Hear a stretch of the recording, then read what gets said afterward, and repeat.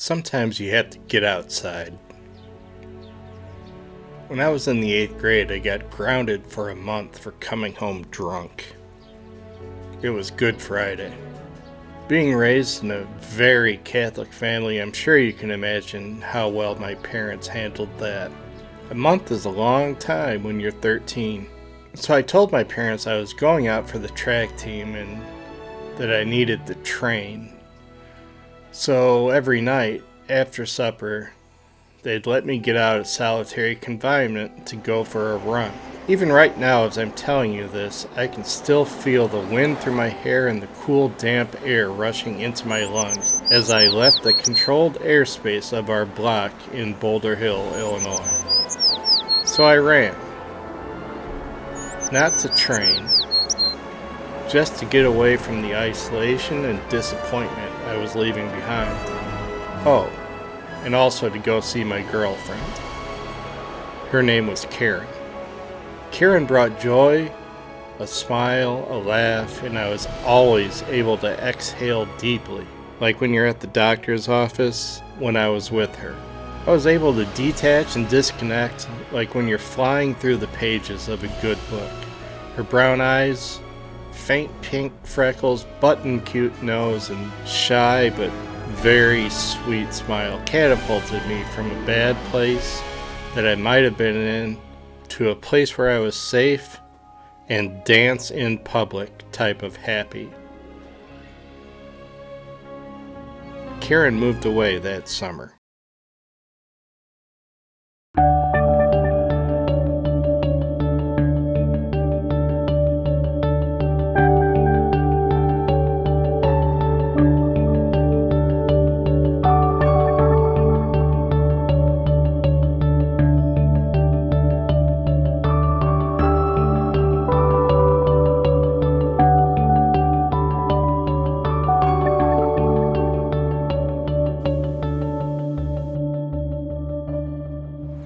Hey everybody, welcome back to the channel. This week I am in LaSalle, Peru, Illinois, and I'm going to shoot this old abandoned rail car that's sitting right behind me. All I have with me is my 24-70, and I've got a 100mm macro lens, so I'm going to do some interior shots and obviously some macro shots, some detail shots.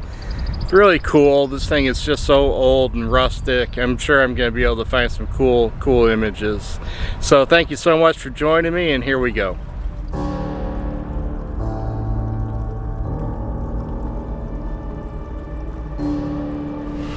It's actually pretty creepy.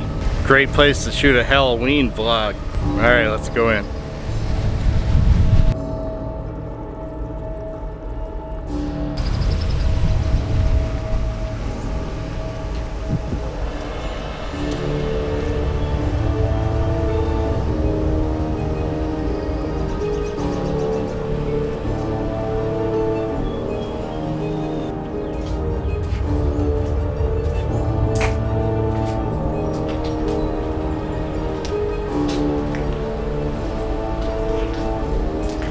Alright, so the first thing I did was I found the best light, and that just happens to be on the north end of the train car. So this is the best light. It might not be the best image, but I want to start with the best light, see what we can do with this, and then I'm going to go further down and shoot a few more interior images. Then I'm going to get the macro lens out, and there's just a ton of detail shots, those weathered, worn, nostalgic, character type of images that we'll be able to get here. So that's what we're going to do. So I'm setting this up to shoot it kind of like I would do my normal real estate photography, which I do a lot of on the side, if I haven't told you guys that before. So by that I mean I've got my tripod set up about belly button high, and with real estate photography or architectural type photography, you have to be dead level for sure. So using the internal compass or leveler, making sure I'm perfectly level, And I'm doing a 3-shot bracket, so I have some options to play with. I might even do HDR image. I'm not a super big fan of HDR. I used to love it, now not so much. But I might do some HDR with it, just to make sure I'm covering that whole dynamic range.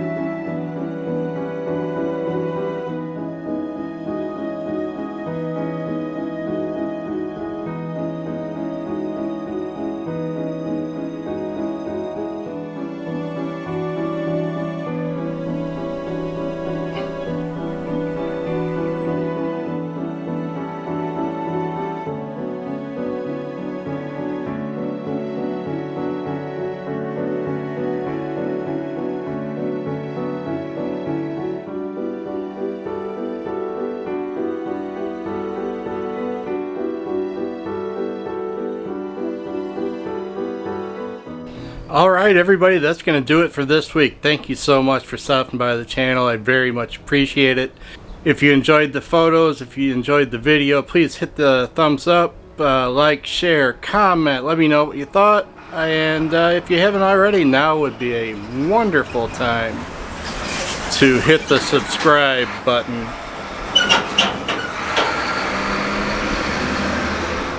What are the odds of that?